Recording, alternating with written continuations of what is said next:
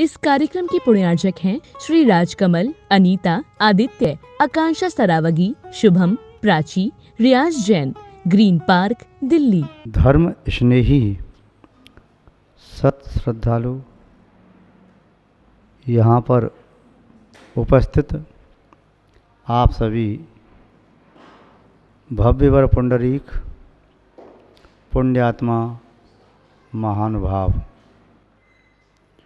परम पूज्य आचार्य भगवान श्री समंतबद्ध स्वामी द्वारा विरचित रत्नकंडक श्रावकाचार की वाचना में आज श्रावकों के 4 शिक्षावतों की चर्चा करते हैं। श्रावक के 8 मूल गुण की चर्चा हुई, 5 अनुव्रत उनका स्वरूप, भावना एवं अतिचार की चर्चा हुई, 3 गुणवत्ताओं का स्वरूप और उनके अतिचार के संबंध में चर्चा की। शिक्षाव्रत क्या है, क्यों आवश्यक है, क्या इसका उद्देश्य होना चाहिए, इन शिक्षाव्रत के माध्यम से जीवन में क्या लाभ संभावित है। शिक्षाव्रत शब्द सुनते ही ये बात तो ध्वनित होती है कि कोई नई बात बताई जा रही है, कोई निर्देश दिए जा रहे हैं, कोई विशेषताएं जीवन में उपलब्ध हों, उसकी विधि है।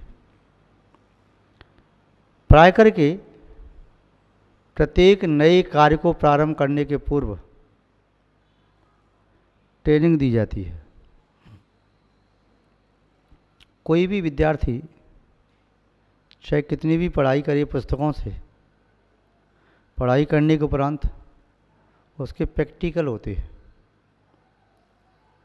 एक ट्रेनिंग का पीरियड भी होता है।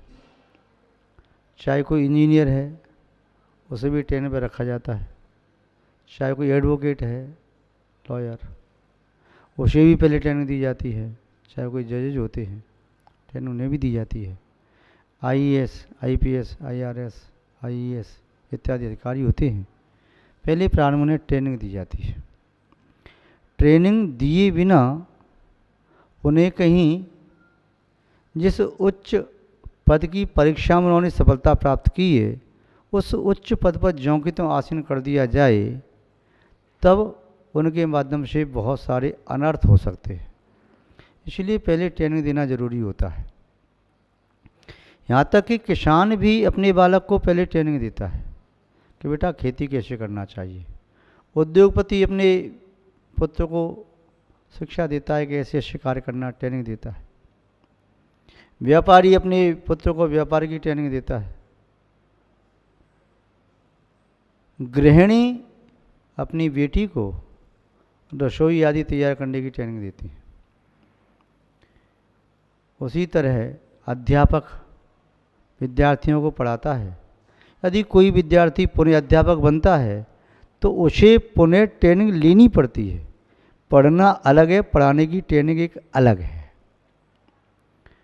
यहाँ तक कि जो कोई शासक होते हैं, राजा, उन्हें भी पहले ट्रेनिंग दी जाती है युवराज बना करके। कोई शीर्षस्थ नेता होता है, एक साथ सीधा नहीं पहुँचता कि पहली बार में ही वह देश का राष्ट्रपति या प्रधानमंत्री बन जाए। उसे भी समाज की सेवा की ट्रेनिंग होना चाहिए। पहले छोटे छोटे पदों पर रहकर सेवा दे रहा है, बाद में उच्च पद रह कर के सेवा कैसे देगा, उसके उसे कुछ अनुभव होना चाहिए। अनुभवहीन व्यक्ति अपने कार्य में निस्संदेह सफलता को प्राप्त करेगा। महानुभाव, इतना ही नहीं, साधु भी जब दीक्षा लेते हैं तो उन्हें भी ट्रेनिंग दी जाती है। उन्हें भी एक शिक्षा और निर्देश दिए जाते हैं, किस प्रकार से चलना, किस प्रकार से बैठना, किस प्रकार से उठना, वस्तु कैसे रखना, कैसे उठाना, ये 5 समती रूप मुनि महाराज की ट्रेनिंग होती है। उनकी प्रवृत्ति पहले शुरू हो जाती है। एक आसन की ट्रेनिंग करो, पहले एक आसन करने का नियम लो, अपने हाथ से अपने केश करने की ट्रेनिंग ये प्राप्त करो, और इसके साथ साथ समता भाव रखो। अनुकूल प्रतिकूल वातावरण में अपने आप को संभालना सीखो। कषाय उद्रेक की निमित्त मिलने पर भी कषायों को क्षम करो, तो ट्रेनिंग होती है। गुरुकुल में पहले शिक्षा दी जाती थी राजकुमारों को। राजकुमारों को शिक्षा देने के उपरांत उन्हें सीधी राजगद्दी नहीं दी जाती थी, उन्हें भी ट्रेनिंग देनी होती थी। किसी गुरुकुल में जहाँ राजकुमारों को शिक्षा दी गई, पहले गुरुकुल में केवल शाब्दिक शिक्षा नहीं दी जाती थी। गुरुकुल में शास्त्र के साथ साथ शस्त्र संचालन की विद्या भी सिखाई जाती थी। इसके साथ साथ अनुशासित रहने की और अनुशासन में रखने की शिक्षा भी दी जाती थी। पहले जो व्यक्ति अनुशासन में रह चुका है वो अनुशासन करने में सफल रहेगा, अत्याचार नहीं करेगा। कैसे अनुशासन में रहना? गुरुकुल में जमीन पर सोना, भिक्षावृत्ति करके भोजन करना, एक बार भोजन करना, गुरु के शयन करने के बाद में सोना, गुरु के उठने से पहले उठ जाना, गुरु की हर प्रकार की सेवा करना, ये ट्रेनिंग दी जाती थी। अस्त्र शस्त्र संचालन में भी प्रतियोगिताएं होती थीं, उनमें भी सब ट्रेनिंग दी जाती, किस प्रकार से कौन व्यक्ति किस प्रतियोगिता में निपुण होता है। किसी गुरुकुल में कुछ राजकुमार शिक्षा प्राप्त कर रहे थे। उनकी जब शिक्षा पूर्ण हुई तब उनके गुरुकुल के अधिष्ठाता प्राचार्य ने सभी विद्यार्थियों को कहा, आपकी शिक्षा लगभग पूर्णता की ओर है और अमुक दिवस आपको यहाँ से विदा दे दी जाएगी। सभी राजकुमारों के माता पिता लगभग पहुँच चुके थे। विदाई समारोह का कार्यक्रम प्रारंभ हो रहा था। सब विद्यार्थी अनुशासित थे, राजित थे। विदाई समारोह में सभी राजकुमारों ने, विद्यार्थियों ने अपने गुरुकुल के प्राचार्य, अधिष्ठाता, अध्यापक या अन्य शास्त्रीय आचार्य जो थे, सबके प्रति कृतज्ञता ज्ञापित की। जिस गुरुकुल में शिक्षा प्राप्त की उस गुरुकुल की भूमि के प्रति भी कृतज्ञता ज्ञापित की। जिस स्थान से उन्होंने भिक्षावृत्ति की, जिस निकटवर्ती ग्राम से, वहाँ के समाज के व्यक्तियों के प्रति भी कृतज्ञता ज्ञापित की और इसके साथ साथ उन्होंने सबसे क्षमा याचना की। अपनी अधिष्ठाता, गुरुकुल के प्राचार्य, अध्यापक, शास्त्रीय आचार्य सबके प्रति उन्होंने क्षमा याचना करके ये भाव प्रकट किया कि आपकी दी हुई शिक्षा हमारे जीवन में फलीभूत हो, इसके लिए हम आपको गुरु दक्षिणा देना चाहते हैं। आप जो कुछ भी गुरु दक्षिणा मांगना चाहें, हमारी क्षमता के अनुसार गुरु दक्षिणा मांग सकते हैं। एक राजकुमार ऐसा था जिसकी विदाई के लिए अधिष्ठाता आचार्य ने, प्राचार्य ने कहा कि अभी तुम्हारी गुरु दक्षिणा पूर्ण नहीं हुई। उसने क्या गुरु दक्षिणा है? गुरु दक्षिणा मैं बताऊंगा।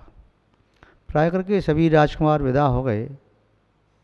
ये एक विशिष्ट राजकुमार, संभव ये था कि यह एक केवल छोटे से राज्य का संचालन नहीं करेगा, इसका पिता निस्संदेह बहुत बड़े राज्य का शासक है और ये अपने पिता से भी अधिक अच्छा शासक बनकर के पूरे देश पर शासन कर सकता है, पूरे देश को एकता की सूत्र में बांध सकता है।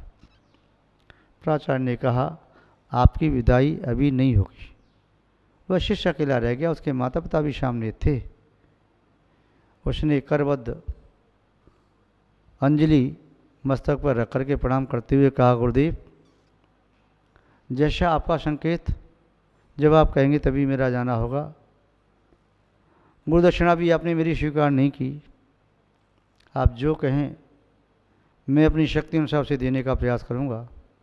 उसके माता पिता ने भी हाथ जोड़ के कहा, आपने हमारे पुत्र को जो योग्यता दी है, हम इसकी क्या कृतज्ञता ज्ञापित करें, यावत जीवन इसका ऋण नहीं चुका सकते।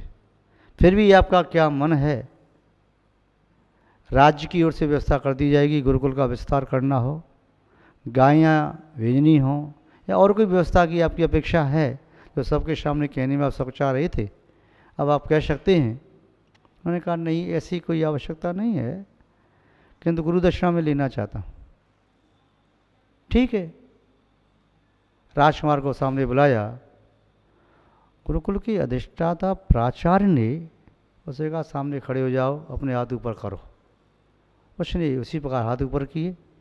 अधिष्ठाता प्राचार्य ने कोड़ा लिया, उस पर बरसाना प्रारंभ कर दिए। बेचारा राजकुमार एक नाजुक शरीर वाला, यद्यपि गुरुकुल में रह के शरीर अच्छा बन गया, परंतु राजकुमार तो राजकुमार, जीवन में कभी कोड़े तो नहीं पड़े, किंतु जैसे ही 10-5 कोड़े पड़े वह तड़पड़ा गया। उसके माता पिता के नेत्रों से आंसू बहने लगे कि प्राचार्य ने ऐसे योग्य बनाया, सब प्रकार की परीक्षाएं ली, जमीन पर सुलाया, नंगे पैर दौड़ाया, भिक्षावृत्ति से भोजन कराया, सब प्रकार की अस्त्र शस्त्र कला में निपुण बनाया, और ये गौरव के साथ सभा में कहा कि इस गुरुकुल का सबसे श्रेष्ठतम यदि विद्यार्थी है तो ये राजकुमार है। आचार्य, अधिष्ठाता सभी इस पर संतुष्ट थे, किंतु इस प्रकार का व्यवहार क्यों कर रहे हैं। किंतु वे कुछ कहें उसके पहले आचार्य ने कहा ठहरो, कुछ कह नहीं सकते, बस मैं अपनी गुरु दक्षिणा ले रहा हूँ। विद्यार्थी बेचारा फिर भी नत था, सिर झुकाए, ऊपर हाथ किए, थोड़े खाता रहा, एक शब्द मुझसे कुछ नहीं कहा। और पुनः जब आचार्य ने अपना कोड़ा बाहर फेंक दिया, शिष्य को अपने गले से लगा लिया, कहा धन्य हो तुम, बस मेरी गुरु दक्षिणा पूरी हुई। माता पिता से नहीं रहा गया कि ये कैसी गुरु दक्षिणा। उन्होंने कहा बस ठीक है, मैंने जो किया विश्वास है मैं ठीक करूँगा। विश्वास तो है, परंतु ये समझ में नहीं आया। ठीक है, यदि आप समझना ही चाहते हैं शब्दों में समझा देता हूँ। ये भविष्य का शासक बनेगा, राजा बनेगा, पूरे देश को एकता के सूत्र में बांधेगा। इसकी शक्ति पराक्रम निस्संदेह अनुपम है, अप्रतिम है। ये सहनशील कितना हो सकता है, तुरंत क्रोध में आकर के कुपित होकर के दंड दे सकता है, फांसी की सजा दे सकता है, हजारों गांवों को जड़वा सकता है, आग लगवा सकता है, कोई भी दंड दे सकता है। और छोटी छोटी गलती पर राजा जैसा आदेश देते हैं, लगाओ 100 कोड़े, लगाओ 1000 कोड़े, लगाओ 500 कोड़े, लगाओ 50 कोड़े। जब भी यह किसी को सजा देगा, सबसे छोटी सजा कोड़ा मारने की सजा होती है। कोड़े की सजा बोलने के पहले से जरूर याद आएगा, गुरुकुल की विदाई के पहले मुझे कोड़ा पड़े थे, एक कोड़ा पड़ने का कष्ट क्या होता है।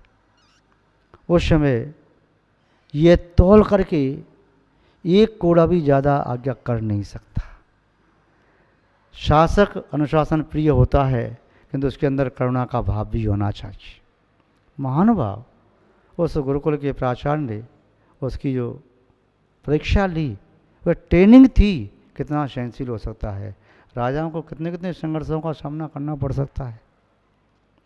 ऐसे ही ट्रेनिंग साधु बनने के पहले एक भक्त साहब आया किसी महात्मा के पास, महाराज मैं साधु बनना चाहता हूँ, मुझे साधु बनना है। उन्होंने उसकी ओर देखा ही नहीं, दोबारा कहा, कुछ नहीं कहा, तीसरी बार कहा, आया तो उसने कहा पहले पतली कर। समझा नहीं मैं क्या पतली कर। 2-4 बार फिर आया, जब तक कहता था मुझे साधु बनना है, मुझे साधु बना दो। फिर भाषा मंत्र आया कि मैं साधु बनना चाहता हूँ। फिर अंतर आया, मेरा आपसे निवेदन है, कहा मुझे दीक्षा दीजिए। फिर अंतर आया कि मैं आपकी कृपा दृष्टि चाहता हूँ। फिर अंतर आया आपके चरणों की रज पाने का मुझे सौभाग्य मिले।